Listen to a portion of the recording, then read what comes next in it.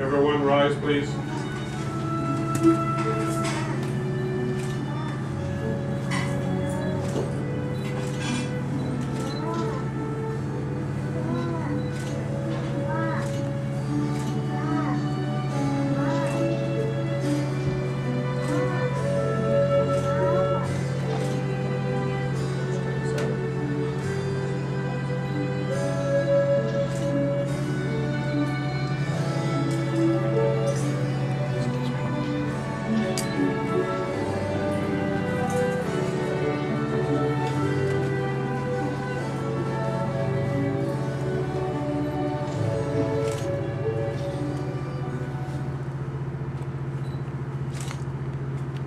Please remain standing for a moment.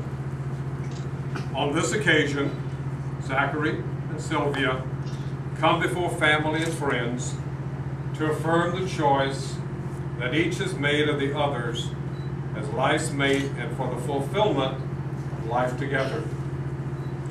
As the years go by, you will realize that this marriage you have chosen for yourselves was not given to you by anyone else. It has been and must continue to be a process that builds throughout your lives. You must work at it day by day, meeting the disappointments as well as the joys that your lives will bring together. We have gathered with you to help give added life to this marriage that you have chosen for yourselves. But in doing this, we realize that this outward act is but a symbol of that which is inward and real. A union of two people, which we may bless and the state may make legal, but which neither we nor the state can create or even annul. It is such a union by your own free choice, and with full knowledge of what that choice means, that you two have come to live. For you who are here gathered today to witness this beautiful occasion, Zachary and Sylvia welcome you, their family, and their friends. Each of you has given something of yourselves into their lives. They want you to know that your love, your guidance, your encouragement will forever be appreciated. It is fitting then that you should be here to share in the celebration of their commitment to each other, to live their lives as one, and they are happy that you are here. Marriage brings together two people in a unique relationship. In their togetherness, they may share many experiences, as if they were one person. But each retains his or her own identity, which is the miracle of love. A prophet of old once said, "Stand together, yet near together. For the pillars of the temple stand apart, and the oak and the cypress grow not in each other's shadow." Who gives this woman to be married to this man? My family. Okay. Please be seated.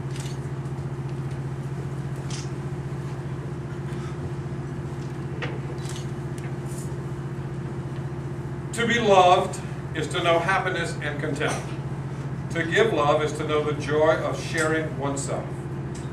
For it is through the miracle of love that we discover the fullness of life.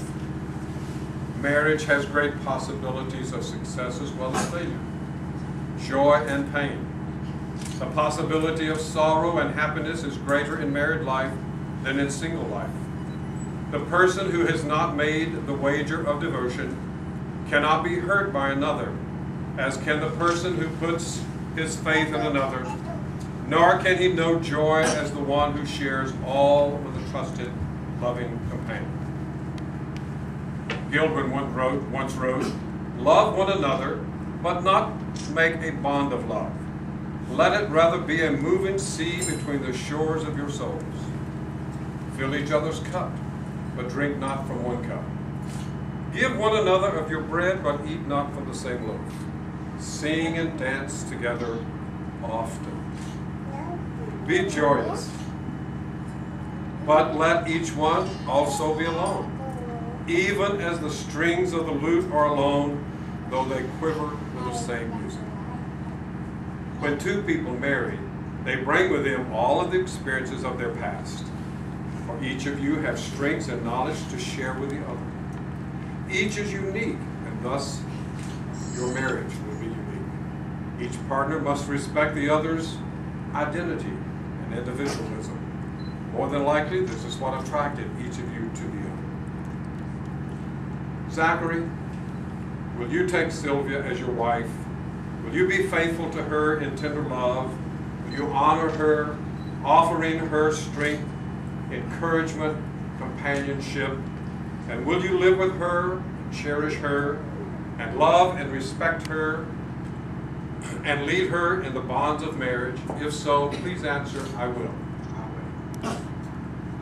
Sylvia, will you take Zachary as your husband? Will you be faithful to him in tender love? Will you honor him, offering him strength, encouragement, and companionship? And will you live with him and cherish him as love and respect would lead you in the bonds of marriage? If so, answer, "I will." I will. Please turn and face each other and take each other by the hands. Zachary, please repeat these words after me. I, Zachary, take you, Sylvia, to be my wife. From this moment on, I vow to give and to receive. To speak and to listen. To inspire and to respond. To respect and to cherish. To work with you.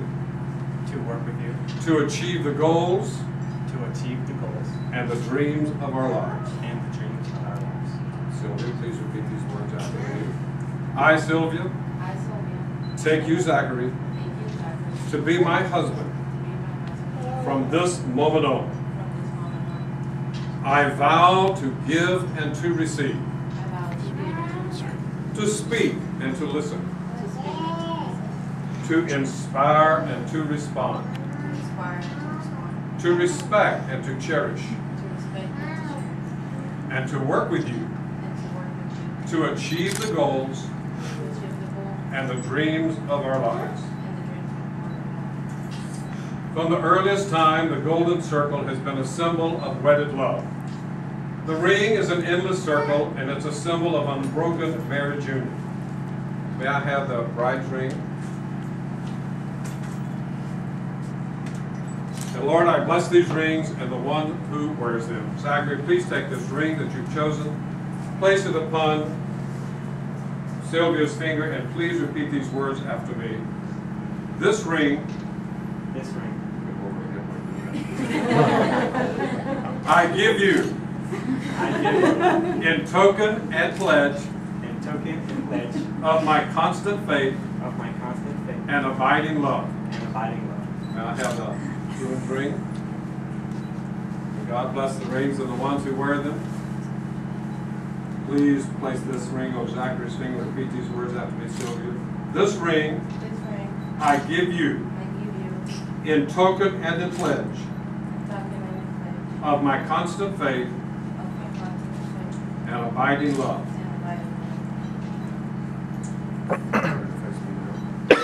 Marriage requires much generosity, unselfishness, flexibility,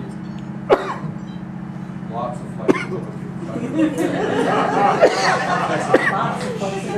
Well, I have been married 54 years. Trust me, lots of patience and love from both husband and wife. Under it lies the responsibility of home and community. But when supported by all of the commitments of love, these responsibilities do not weigh heavily at all.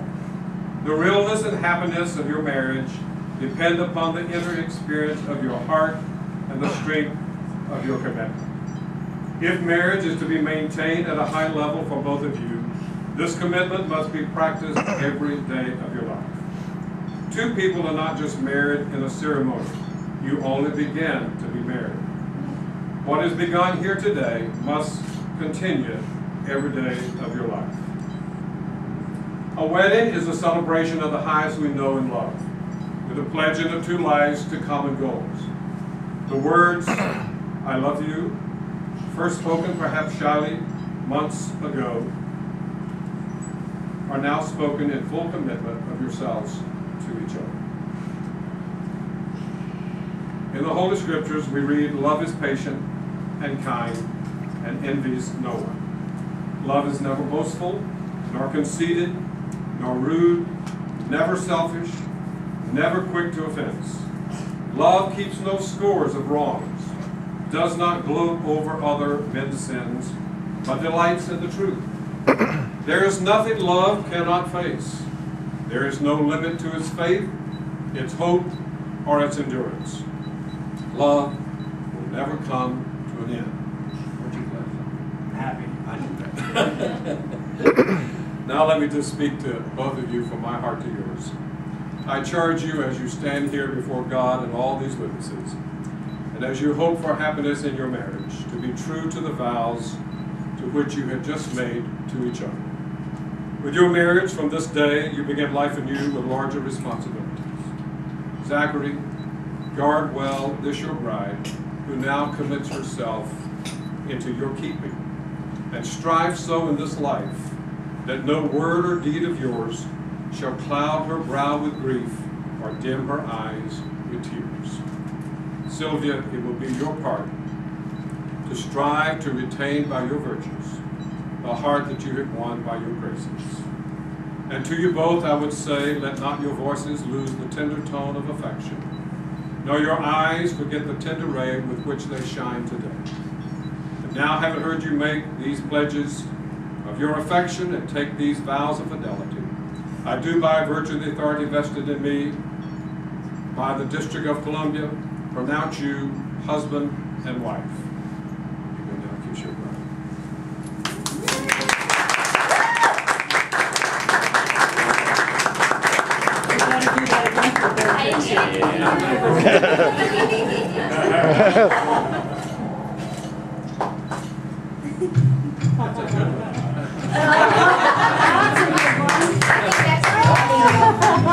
Across the water, across the Now I present to you Mr. and Mrs. Zachary Rose.